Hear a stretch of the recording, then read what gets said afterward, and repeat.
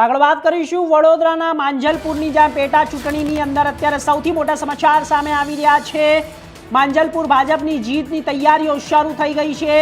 સાથે સતીશ પટેલ માટે વિજય રથ તૈયાર કરી દેવામાં આવ્યો છે। માંજલપુરમાં ભાજપની જીતની તૈયારીઓ શરૂ, સતીશ પટેલ માટે વિજય રથ તૈયાર કરવામાં આવી રહ્યો છે। મતગણતરી વચ્ચે ભાજપમાં ઉજવણીનો માહોલ જોવા મળી રહ્યો છે। સતીશ પટેલ, ઋત્વિજ જોશીની પ્રથમ પ્રતિક્રિયાઓ પણ સામે આવી રહી છે। પરિણામ પહેલા જ ભાજપ કાર્યકરોમાં ઉત્સાહ જોવા મળી રહ્યો છે। આપને જણાવી દઈએ કે માંજલપુરમાં ભાજપની જીતની તૈયારીઓ શરૂ કરી દેવામાં આવી છે અને અત્યારે હાલ તેમના માટે વિજય રથની તૈયારી કરી દેવામાં આવી છે। સતીશ પટેલ જે ભાજપના ઉમેદવાર છે અને મતગણતરી વચ્ચે ભાજપના કાર્યકર્તાઓમાં એક અનેરો ઉત્સાહ જોવા મળી રહ્યો છે।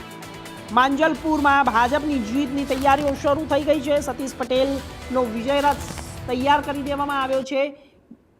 સીધા દ્રશ્યો આપને ત્યાં બતાવી રહ્યા છે, જ્યારે હજુ પરિણામ સાફ થવાનું બાકી છે, પરંતુ તે પહેલાં જ આપને જણાવી દઈએ કે અત્યારે માંજલપુરમાં જીતનો વિશ્વાસ વ્યક્ત કરી દેવામાં આવ્યો અને મતગણતરી વચ્ચે ભાજપના ઉજવણીનો માહોલ જોવા મળી રહ્યો છે।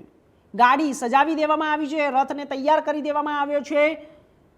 ભાજપના જે ઉમેદવાર છે સતીશ પટેલ, તેમને હવે ત્યાંના વિસ્તારમાં તેમની આ રેલીને લઈને જશે, આ વિજય રથને લઈને જશે અને ભારતીય જનતા પાર્ટીના ઝંડાનો પરચમ લહેરાવશે અને પોતે વિજય બન્યા છે તેવો વિશ્વાસ વ્યક્ત કરી રહ્યા છે। અને આ સાથે જ તે માંજલપુરમાંથી ભાજપની જે પેટા ચૂંટણી છે તેની અંદર બહુમત સાથે અત્યારે આગળ છે। ધીરે ધીરે ચિત્ર સ્પષ્ટ થઈ રહ્યું છે। કાર્યકરોમાં અનેરો ઉત્સાહ જોવા મળી રહ્યો છે। કાર્યકરોમાં અત્યારે હાલ જે દ્રશ્યો દેખાઈ રહ્યા છે તે આપને બતાવી રહીએ।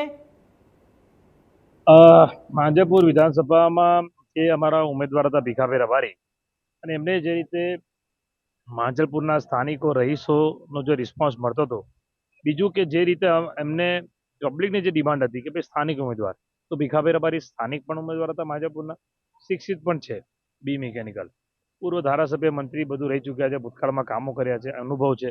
આ બધું જોઈને કોંગ્રેસ પાર્ટીએ જે અમે ઉમેદવાર અમારા હતા એ એકદમ પરફેક્ટ જે કહેવાય કે કેન્ડિડેટ હતા। અને લોકોમાં પણ જ્યારે રિસ્પોન્સ, જ્યારે પ્રચાર પ્રસારમાં જઈએ ત્યારે બહુ સારો રિસ્પોન્સ મળતો હતો, સારો પ્રતિસાદ મળતો હતો। અને એ લોકોએ ઘણા બધા લોકો એમને એવું કહેતા હતા કે બેન આ પરિવર્તન લાવીશું, એટલે એને વોટમાં પરિવર્તન થયું છે કે નહીં એ તો જ્યારે ફાઇનલ રિઝલ્ટ આવશે ત્યારે જ ખબર પડશે।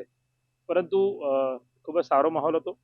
વાત એક જ છે કે અમારે માત્ર ભારતીય જનતા પાર્ટી સામે નહીં, પણ જે ચૂંટણી પંચ, પોલીસ તંત્ર, ચૂંટણીમાં તમે જુઓ જ્યાં જ્યાં આચારસંહિતા ભંગનો કાયદો જે ભંગ થયો ત્યાં કોઈ જગ્યાએ ફરિયાદ દાખલ થઈ નથી।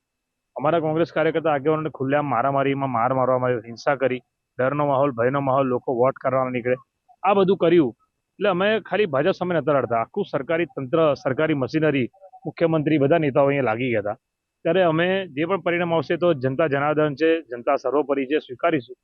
અને પણ જે માંજલપુરમાં એક પરિવર્તનનો માહોલ, એ મીડિયાનો સર્વે હોય કે બીજા ત્રીજા સર્વે હોય, લોકો પણ કહેતા હતા, હવે એના પરિણામ કેમ નથી મળ્યા એના પર અમે વિચારીશું। મતગણતરી શરૂ થઈ છે આજથી જ ભારતીય જનતા પાર્ટી એક રાઉન્ડમાં લીડ લઈ રહી છે। આ ભારતીય જનતા પાર્ટીનો માંજલપુર વિધાનસભા ગઢ છે, હર હંમેશા રહ્યો છે અને રહેવાનો છે। પ્રજાજનોને આજે પણ બતાવ્યું મતપેટીની અંદર કે આ ભારતીય જનતા પાર્ટી પર જેટલો પ્રેમ, વિશ્વાસ છે આજે ફરી બતાવ્યો છે। હું એમના પર પ્રજાજનોને હૃદયથી આભાર માનું છું। તેમણે જે યોગેશ કાકાને પ્રેમ ભાવ આપ્યો હતો, ભારતીય જનતા પાર્ટીને પ્રેમ ભાવ આપ્યો, આજે પ્રેમ ભાવ અમને આપ્યો છે, તેમનું હૃદયથી આભાર માનું છું। અમારા કાર્યકરો, નેતાઓ, બધા પ્રતિનિધિઓ પણ ખૂબ ખૂબ આભાર માનું છું। એમને જે છેલ્લા 15 દિવસ ખૂબ મહેનત કરી અને પાર્ટીની પત્રિકાઓ જીતની આદતો 100% યોગેશ કાકાના પરિવારની પ્રેમ હતા, જેમને શિવજીની સવારીની યાત્રા વડોદરા શહેરને ભક્તિમય બનાવ્યું છે। આજે અમે જીતની આશા સાથે અમે યોગેશ કાકાના ઘરે કાપીને આશીર્વાદ લીધા અને એમના જે કંઈ સંકલ્પો છે તે પણ જીત બાદ માંજલપુર માટે શું રણનીતિ રહેશે? રણનીતિ ભારતીય જનતા પાર્ટીની હર હંમેશા પ્રજાજનોના કામની રહી છે। અમે તે કાર્યકર છે, કાર્યકરને જવાબદારી આપે અને તન મન ધન લઈ અને પ્રજાજનોના કામ કરવા માટે અને આદરણીય નરેન્દ્રભાઈ મોદી સાહેબે પછી પ્રેરણા આપી છે, સંસ્કાર આપ્યા છે. જે રીતે રુઝાન આવી રહ્યા માટે કામની પ્રાથમિકતા છે. જીત્યા પછી જે પૂરા કામ છે તે પૂરા કરીશું. પ્રાથમિક સુવિધાના કામો છે એ પણ અમે કરીશું.